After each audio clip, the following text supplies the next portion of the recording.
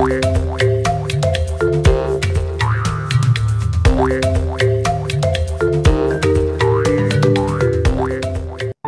छोट्या मित्रांनो, कसे आहात सगळे? मजेत ना?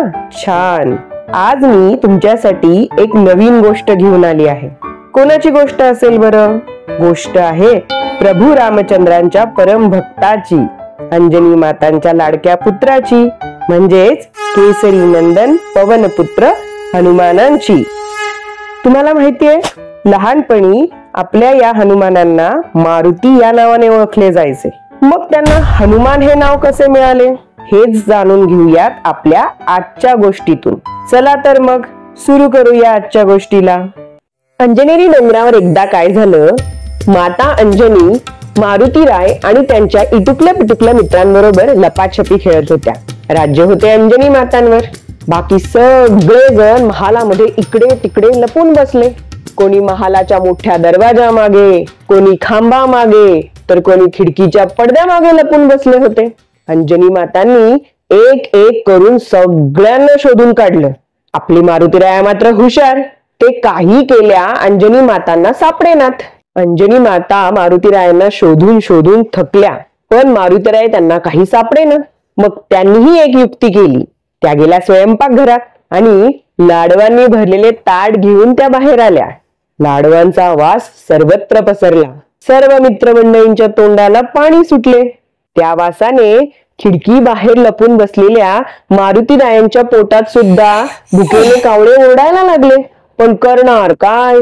समोर गेलो तर इतक्या वेळ लपून बसण्याचा काय फायदा? तोपर्यंत बाकीच्या इटुकल्या पिटुकल्या मित्रांनी लाडवांवर ताव मारायला सुरुवात केली. आता मात्र मारुतीरायांना काही थांबवेना. त्यांनी टिंग करून खिडकीतून आत उडी मारली आणि मित्रांसोबत लाडवांवर ताव मारायला सुरुवात केली. हे पाहून माता अंजनींना फार हसू आले आणि त्यांना हसताना पाहून मारुती सुद्धा लाडवांनी भरलेल्या तोंडाने हसू लागले. पाहता पाहता सगळे लाडू संपले. मारुतीरायांचे पोट काही भरले नाही. शेवटी बजरंगबलीच होते ते. एवढ्याशा लाडवांनी त्यांचं पोट भरतंय होय? खेळून खेळून कंटाळा आल्यामुळे मारुती अंजनी मातेच्या कुशीत हळूच शिरले. मातांनी सुद्धा त्यांच्या डोक्यावरून प्रेमाने हात फिरवला. मारुतीरायांना झोप कधी लागली ते कळलंच नाही. मग अंजनी मातांनी मारुतीरायांना खिडकी शेजारी झोपवले आणि त्या काही कामासाठी तिथून निघून गेल्या. मारुतीरायांना चांगलीच झोप लागली होती. थोड्या वेळाने मारुतीरायांना जाग आली. पोटात अजून भूक होतीच, कारण मगाशी पुरेसे लाडू खाता आले नव्हते. तेवढ्यात मारुतीरायांची नजर खिडकी बाहेर गेली.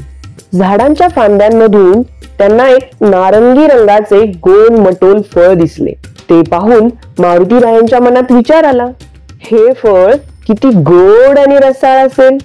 ते पाहून त्यांची भूक अजूनच वाढली आणि त्यांना राहावेना.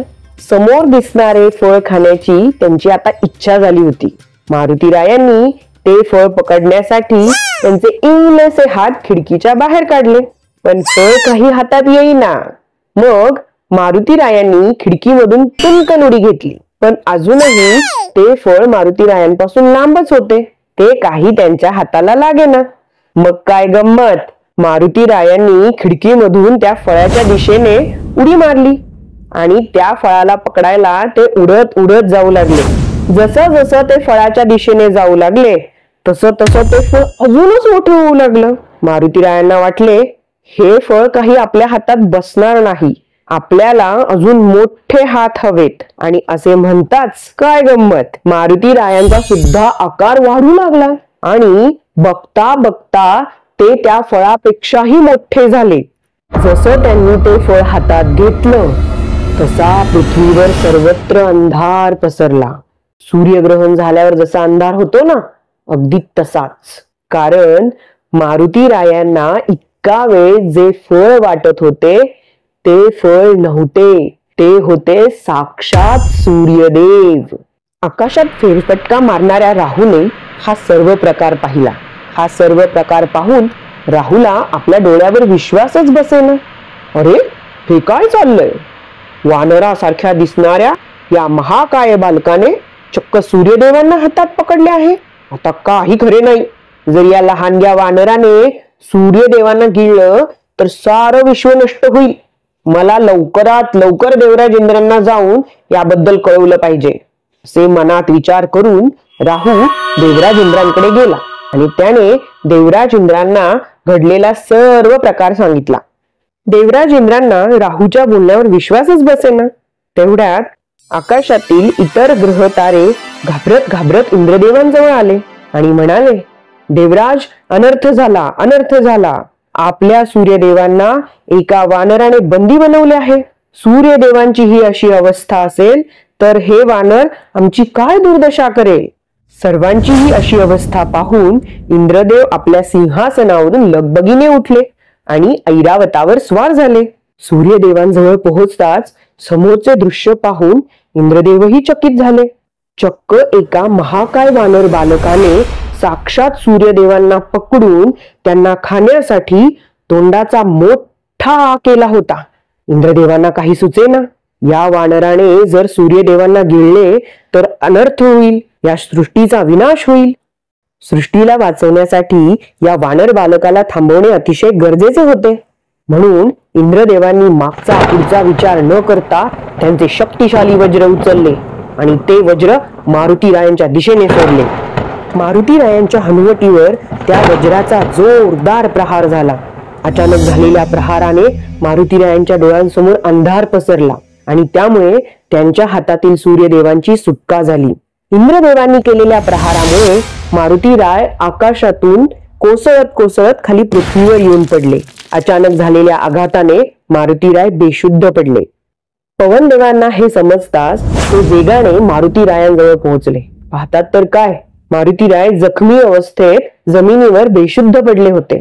मारुतीरायांची ही अशी अवस्था पाहून पवनदेवांना फार वाईट वाटले आणि रागही आला. त्यांना आलेल्या रागामुळे पृथ्वीवर प्राणवायू हळूहळू कमी होऊ लागला. सर्व प्राण्यांना, झाडांना, माणसांना श्वास घेण्यास त्रास होऊ लागला. पृथ्वीवर हाहाकार माजला. झाडं प्राणवायू विना सुकून गेली. प्राणी पक्षी तडफडू लागले. हा सगळा प्रकार पाहून महादेव आणि ब्रह्मदेव तिथे प्रकट झाले. पवनदेव मारुतीरायांना आपल्या मांडीवर घेऊन उदास बसले होते. घडलेला सर्व प्रकार ब्रह्मदेवांच्या लक्षात आला आणि त्यांनी लगेच आपल्या दिव्य शक्तींचा वापर करून मारुतीरायांना शुद्धीवर आणले. मारुतीरायांना पुन्हा शुद्धीवर आलेले पाहून पवनदेवांना आनंद झाला आणि सर्व पृथ्वीवर प्राणवायू पुन्हा प्रवाहित होऊ लागला. पृथ्वीवर आलेले संकट टळले. मारुतीरायांना शुद्धीवर आलेले पाहून इंद्रदेवांनाही हायसे वाटले. इंद्रदेव म्हणाले, या बालकाने माझ्या सगळ्यात कठीण अशा वज्राचा प्रहार त्याच्या हनुवटीवर झेलला आहे.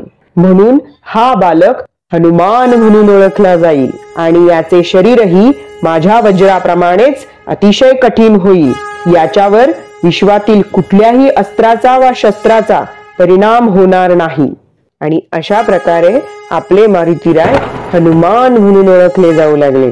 वरुण देवांनीही मारुतीरायांना वरदान दिले की या बालकाचे वायूप्रमाणेच अग्नी आणि जल या तत्वांवरही वर्चस्व राहील.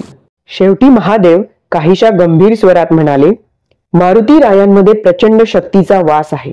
मारुतीराय हे माझेच अवतार आहेत, पण त्यांना त्यांच्या शक्तीचा योग्य वापर करण्याची समज अजून आलेली नाही. त्यामुळे मारुतीरायांना त्यांच्या सर्व शक्तींचा विसर पडेल आणि योग्य वेळ आल्यानंतर त्यांना या सर्व शक्तींचे पुन्हा स्मरण होईल. पुढे जाऊन मारुतीरायांची भेट श्री प्रभू रामचंद्रांशी होते आणि रावणाविरुद्धच्या युद्धामध्ये मारुतीराय प्रभू श्रीरामचंद्रांना मोठी मदत करतात. रावणासारख्या बलाढ्य राक्षस आणि त्याच्या बलाढ्य सेनेविरुद्ध लढण्यासाठी हनुमानांच्या या सर्व शक्तींचा खूप उपयोग होतो.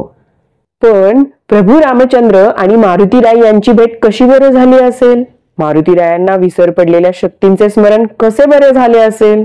या साऱ्या गोष्टी आपण जाणून घेणार आहोत येणाऱ्या काही व्हिडिओज मध्ये. आजची गोष्ट कशी वाटली? आवडली ना? मग लाईक करा आणि कमेंट करून मला तसं कळवा.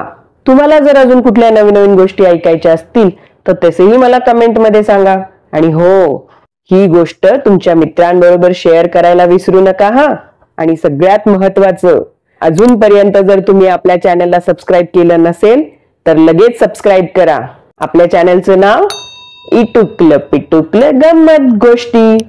बाय.